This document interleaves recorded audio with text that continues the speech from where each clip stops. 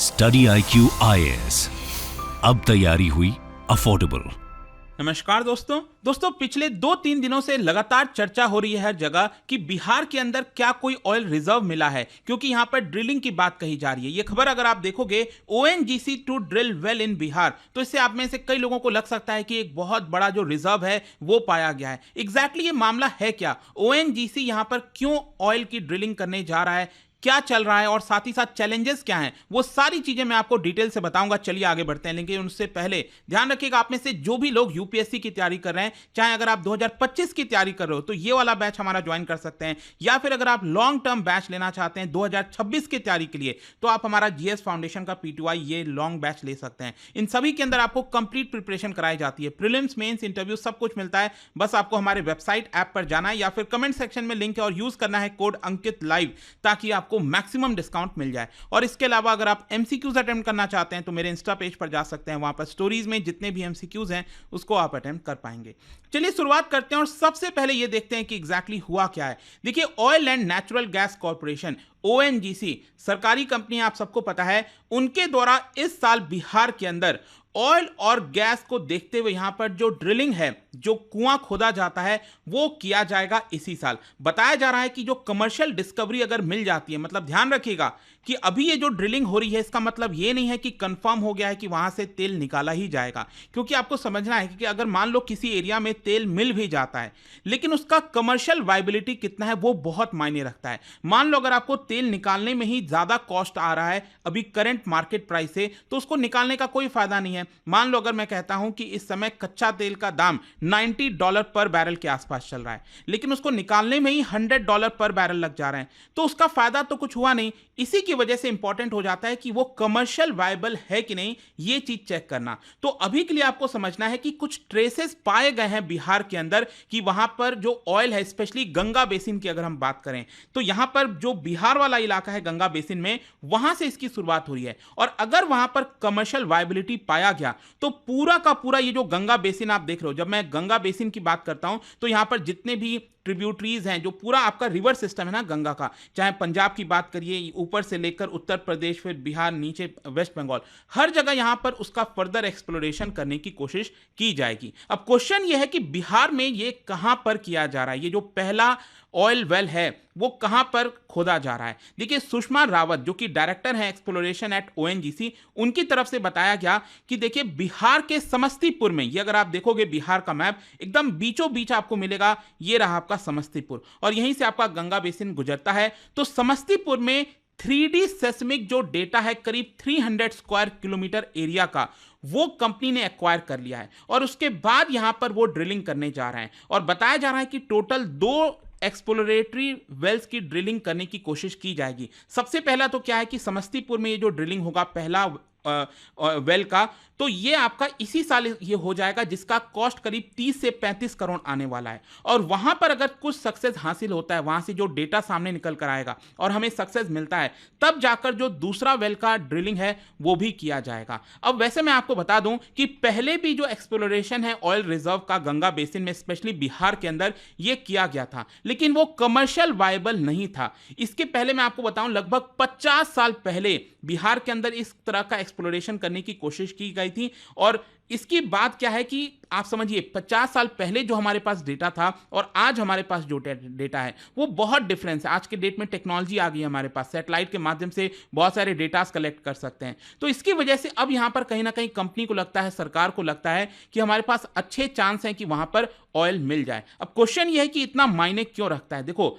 अगर ऑयल मिलता है वहां पर, जो एक्सप्लोरेशन अगर हम कर पाए सही तरीके से, तो ये बहुत सारे एवेन्यूज ओपन कर देगा। अगर कमर्शियल वायबिलिटी अगर हमें मिल जाती है तो जो पूरा एनर्जी सिनेरियो है देश के अंदर, स्पेशली बिहार के लोगों के लिए, वो काफी हद तक बदलेगा। क्योंकि अगर वहां पर इस तरह की चीजें होंगी तो आसपास यहां पर जो इंडस्ट्रीज हैं, लोकल इंडस्ट्री हो गई, उस ऑयल एंड गैस प्रोडक्शन के एरिया में वो बड़े स्तर पर आपको देखने को मिलेगा। और जैसा कि मैंने आपको बताया, बिहार की ये बीचों बीच है, तो यहां पर अगर इंपॉर्टेंट डेवलपमेंट होता है तो उसका एक रिपरकशन इंपैक्ट आपको पूरे बिहार के अंदर देखने को मिल सकता है, जिसकी वजह से आप कह सकते हो कि अगर सही तरीके से उसको यूटिलाइज किया जाए तो ये बिहार के लिए फायदेमंद होगा। जैसे कि फॉर एग्जांपल मैं आपको एक बताता हूं, साउथ अमेरिका के अंदर एक छोटा सा देश है गयाना। रिसेंटली आपने सुना होगा, वो काफी ज्यादा खबरों में था क्योंकि गयाना के जो राष्ट्रपति हैं वो बीबीसी को एक इंटरव्यू दे रहे थे और बीबीसी के इंटरव्यूअर के द्वारा पूछा गया उनसे कि आखिरकार आप इतना सारा ऑयल वगैरह क्यों निकाल रहे हो, इसकी वजह से काफी ज्यादा क्लाइमेट चेंज पर इंपैक्ट आएगा।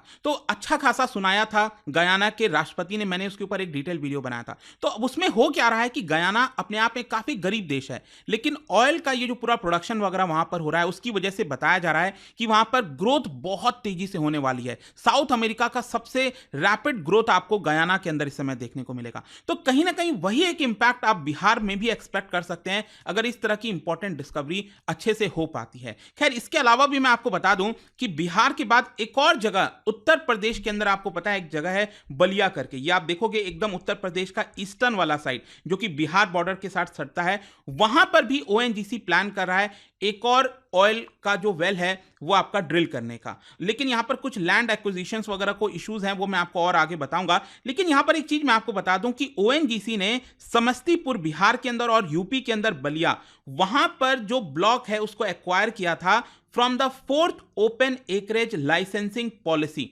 देखो क्या है ना, यहां पर एक इंटरेस्टिंग चीज, पहले हमारे पास होता था new exploration licensing policy NELP 2019 के पहले। अब इसमें बहुत सारे इश्यूज थे। NELP पॉलिसी के अंदर क्या होता था कि सरकार खुद से अपने एरिया को चुनती थी और बिडिंग करवाती थी कि किसको इस एरिया में आकर ड्रिलिंग वगैरह करना है। अब मान लो वहां पर ऑयल निकल गया या फिर गैस निकल गया, तो उसके बाद जो कंपनी है वो क्या करती थी, उसको निकालती थी, उसको मार्केट में बेचती थी, फिर जो प्रॉफिट आता था उसमें से सरकार को हिस्सा मिलता था। अब इश्यूज इसमें ये आने लगे कि जो कंपनीज हैं वो प्रॉफिट जानबूझकर दिखाती नहीं थी, ताकि प्रॉफिट नहीं दिखाएगी तो इसका मतलब सरकार को हिस्सा नहीं मिलेगा। तो सरकार ने ये सब कुछ चेंज कर दिया और 2019 में एक नई पॉलिसी लेकर आई, that is open acreage licensing program, licensing policy आप कह सकते हैं। इसके तहत यह किया गया कि यहां पर जिस भी कंपनी को लगता है देश के किसी भी हिस्से में अगर वहां पर कोई चांसेस हैं ऑयल और गैस के, तो वो आपका सरकार को प्रस्ताव रख सकता है। फिर सरकार उसको फर्दर ध्यान में रखते हुए जो बिडिंग प्रोसेस है वो निकालेगी और उसमें पहला जो प्रेफरेंस है उस कंपनी को दिया जाएगा जिसने यहां पर ये प्रस्ताव रखा था। और उसके बाद क्या है कि देखिए यहां पर जो रेवेन्यू मॉडल वो रेवेन्यू शेयरिंग बेसिस पर था, मतलब जो भी आपका ऑयल और गैस निकलेगा उसमें से कुछ हिस्सा जो है वो आपका भारत सरकार के प्रॉफिट में जाएगा। तो यहां पर प्रॉफिट के बेसिस पर शेयरिंग नहीं की गई, रेवेन्यू के बेसिस पर शेयरिंग की गई। तो एक तरह से देश में ज्यादा से ज्यादा एक्सप्लोरेशन हो ऑयल और गैस का, इसके लिए ये जो ओपन एकरेज लाइसेंसिंग पॉलिसी थी वो काफी ज्यादा इंपॉर्टेंट है। और उसी के 4th राउंड में यहां पर बताया जा रहा है कि ओएनजीसी ने समस्तीपुर और बलिया वाला जो ब्लॉक है उसको एक्वायर किया था। लेकिन देखिए एक्वायर करने के बाद बहुत से चैलेंजेस आते हैं।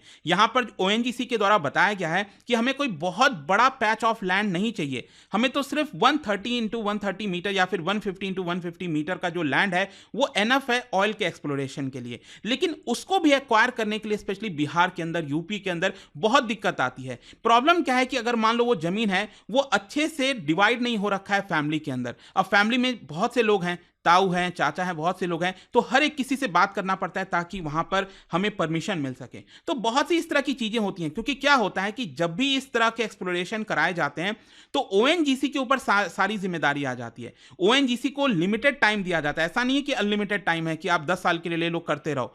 ओएनजीसी को लिमिटेड टाइम मिलता है, वहां पर लोकल एडमिनिस्ट्रेशन से बहुत सारी मदद चाहिए होती है, लैंड एक्वायर करना है, लैंड ओनर से बातचीत करनी है, तो ये सब कुछ कंपनी का ही काम होता है। तो ओएनजीसी का कहना है कि देखिए इसमें अभी भी बहुत सारे चैलेंजेस हैं जो हमें फेस करने पड़ते हैं। तो देखते हैं आगे क्या होता है। लेकिन ओवरऑल अगर मैं आपको देश के सिनेरियो के बारे में बताऊं कि देश के अंदर क्रूड ऑयल का जो प्रोडक्शन है, वैसे तो ऑलरेडी बहुत कम होता है क्रूड ऑयल प्रोडक्शन, ज्यादातर हम इंपोर्ट ही कराते हैं, आप सबको पता है, लेकिन भारत में हम इसको फर्दर एक्सपैंड कर सकते हैं।